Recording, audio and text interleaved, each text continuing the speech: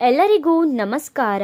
ಧನಸ್ಸು ರಾಶಿಯವರಿಗೆ ದೇವರು ಕೊಟ್ಟಿರುವಂತಹ ವರಗಳು ಯಾವ್ಯಾವುದು, ಭಗವಂತ ಈ ರಾಶಿಯವರಿಗೆ ಕೊಟ್ಟಿರುವ ಪ್ರಚಂಡ ಯೋಗಗಳು ಯಾವ್ಯಾವುದು, ಧನಸ್ಸು ರಾಶಿಯವರ ಗುಣ ಸ್ವಭಾವ ಹೇಗಿರುತ್ತದೆ, ಧನಸ್ಸು ರಾಶಿಯವರಿಗೆ ಯಾವೆಲ್ಲ ಲಾಭಗಳು ಇವರ ಜೀವನದಲ್ಲಿ ಕಾಣಸಿಗುತ್ತೆ ಅಂತ ನಾನು ನಿಮಗೆ ಈ ವಿಡಿಯೋದಲ್ಲಿ ಹೇಳ್ತಾ ಹೋಗ್ತೀನಿ. ಬನ್ನಿ.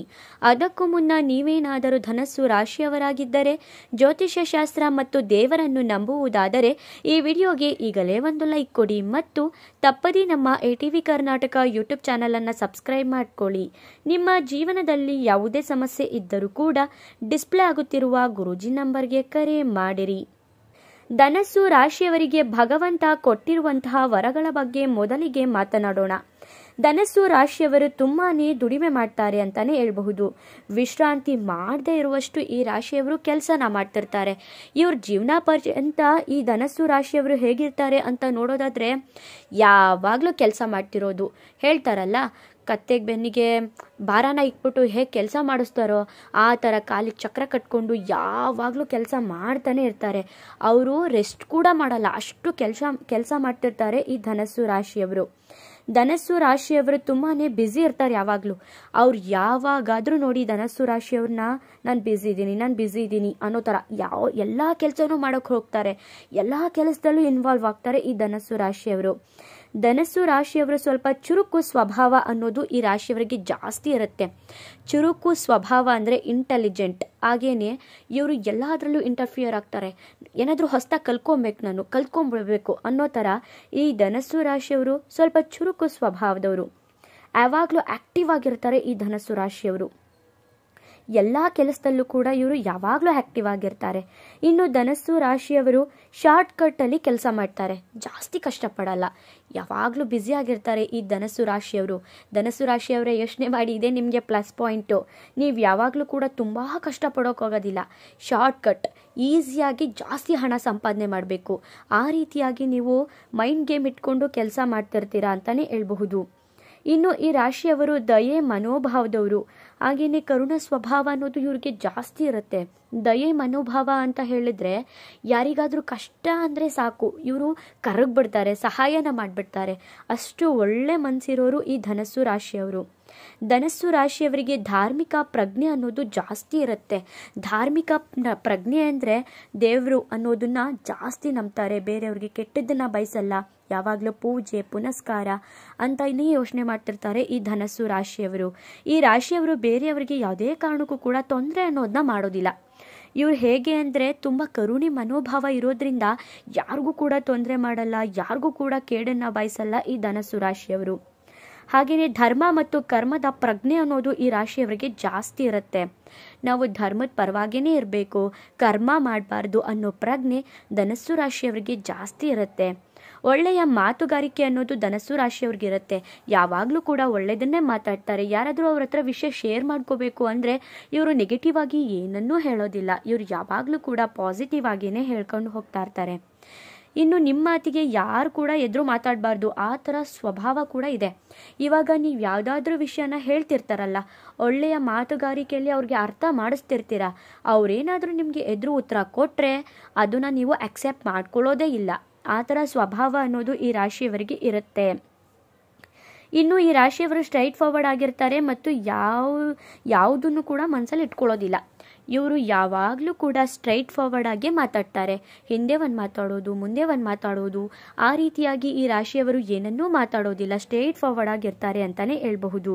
ವಿನಯ ಕರುಣೆ ಅನ್ನೋದು ಈ ರಾಶಿಯವರಿಗೆ ಜಾಸ್ತಿ ಇರುತ್ತೆ. ಈ ರಾಶಿಯವರು ಸಾಹಸಿಗಳು ಅಂತಾನೆ ಹೇಳ್ಬಹುದು.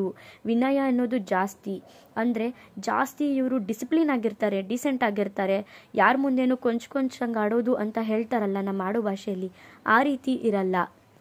ಯಾವುದನ್ನೇ ಆಗಲಿ ಮನಸ್ಸಲ್ಲೂ ಕೂಡ ಇಟ್ಕೊಳ್ಳೋದಿಲ್ಲ, ಒಳಗೊಂದು ಇಟ್ಕೊಂಡು ಮಾತಾಡಲ್ಲ. ಸ್ಟ್ರೈಟ್ ಫಾರ್ವರ್ಡ್ ಆಗಿ ಅವ್ರಿಗೆ ಅರ್ಥ ಮಾಡಿಸ್ಬಿಡ್ತಾರೆ. ಹಾಗೆಯೇ ಈ ರಾಶಿಯವರು ಸಾಹಸಿಗಳು ಮತ್ತು ಧೈರ್ಯಶಾಲಿಗಳು ಅಂದರೆ ಯಾವುದಾದ್ರೂ ರಿಸ್ಕ್ನ ತಗೋಬೇಕು ಅಂದರೆ ತಗೊಂಡೇ ಬಿಡ್ತಾರೆ. ಅವ್ರು ತಲೆನೇ ಕೆಡಿಸ್ಕೊಳ್ಳೋದಿಲ್ಲ. ನೀವು ಬೇರೆಯವರನ್ನ ಬೇಗ ನಂಬಿಡ್ತೀರಾ. ಇದೊಂದು ಮೈನಸ್ ಪಾಯಿಂಟ್ ಅಂದರೆ ಧನಸ್ಸು ರಾಶಿಯವರಿಗೆ ಇದೆ. ಬೇಗ ಎಲ್ಲರನ್ನೂ ಕೂಡ ನಂಬ್ಕೊಂಡ್ಬಿಡ್ತೀರಾ. ಹಾಗೇನೆ ಈ ರಾಶಿಯನ್ನು ಅರ್ಥ ಮಾಡ್ಕೊಳ್ಳೋದು ತುಂಬ ಕಷ್ಟ ಆಗುತ್ತೆ. ಈ ರಾಶಿಯವರು ಹೇಗಿರ್ತಾರೆ ಅಂದರೆ ಇವ್ರನ್ನ ಅರ್ಥನೇ ಮಾಡ್ಕೊಳಕ್ಕಾಗಲ್ಲ. ಬೇರೆಯವ್ರಿಗೆ ತುಂಬ ಪ್ರೀತಿ ಮಾಡಬೇಕು. ಆ ಥರ ಇದ್ರೆ ಮಾತ್ರ ಇವ್ರನ್ನ ಅರ್ಥ ಮಾಡ್ಕೋಬಹುದು. ಇನ್ನು ನಿಮ್ಮ ಮನಸ್ಸನ್ನು ಯಾರು ಕೂಡ ಬೇಯಿಸೋಕ್ಕಾಗಲ್ಲ. ನಿಮ್ಮ ಮನಸ್ಸಲ್ಲಿ ಏನಿದೆ, ನಿಮ್ಮ ಕಷ್ಟನೇ ಇರಲಿ ಸುಖನೇ ಇರಲಿ ಅಥವಾ ಖುಷಿನೇ ಇರಲಿ ದುಃಖನೇ ಇರಲಿ, ನಿಮ್ಮನ್ನ ಯಾರು ಕೂಡ ಅರ್ಥನೇ ಮಾಡ್ಕೊಳಕ್ಕಾಗಲ್ಲ. ನಿಮ್ಮ ಮನಸ್ಸಲ್ಲಿರೋದನ್ನ ನೀವು ಯಾರ ಹತ್ರನೂ ಕೂಡ ಶೇರ್ ಕೂಡ ಮಾಡ್ಕೊಳ್ಳಲ್ಲ. ಆ ಥರ ಸ್ವಭಾವದವರು ನೀವು.